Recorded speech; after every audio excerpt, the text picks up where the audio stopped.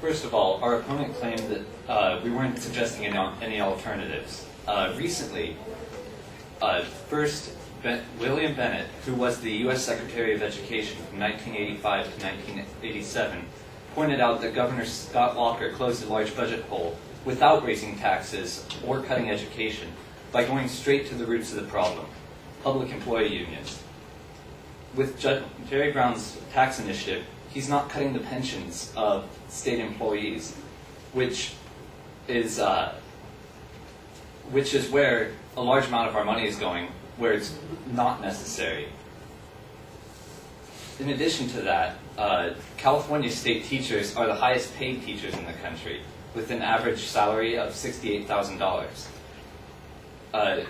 If the other states are able to get by with less money towards education, why is it that we have so many more issues? California state schools have been relying on tax increases and increased funding every year. And at some point, that needs to stop.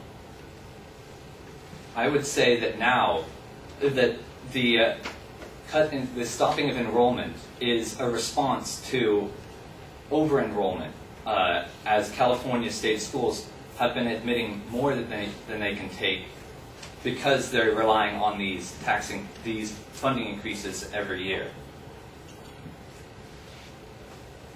Also, this last Monday, Senate Bill 952 was passed, which prohibits CSU workers making more than $200,000 a year from receiving a raise until June 30th, 2014.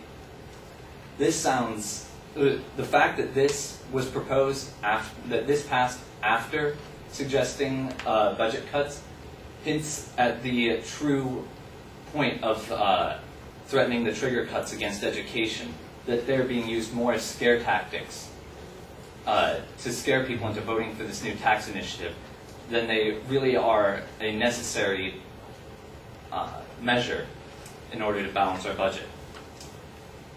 The Republican Party recently had a press release that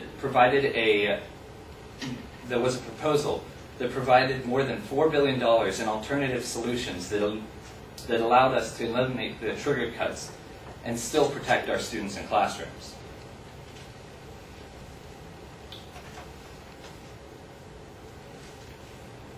Also, many sites have been doing polls on voter responses to the tax initiative and the trigger cuts. Let's see. The Bay Area News Group did a poll and found that nearly three-quarters of likely voters say that they oppose the nearly $5 billion in cuts to schools that would be triggered by the defeat of the new taxes. This isn't saying that three-quarters of the people approve of the new tax initiative, so much as they're afraid of what will happen if they don't vote for it. Instead of holding the schools hostage and all that, I propose that California should be looking at these alternatives, doing things such as cutting the salaries of CSU workers making more than $200,000 a year, or considering the Republican Party's proposal, which will allow us to not have the trigger cuts. Finally, there's the fact that this tax isn't going to fix the problem.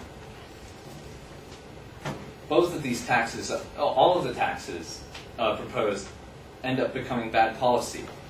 What's needed for California is a long-term, or Bill McKelvin makes a good point when he claims that what is needed for California is a comprehensive reform, smoothing out the roller coaster that it has become our taxation system.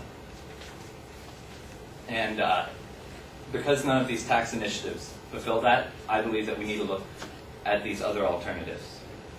Thank you.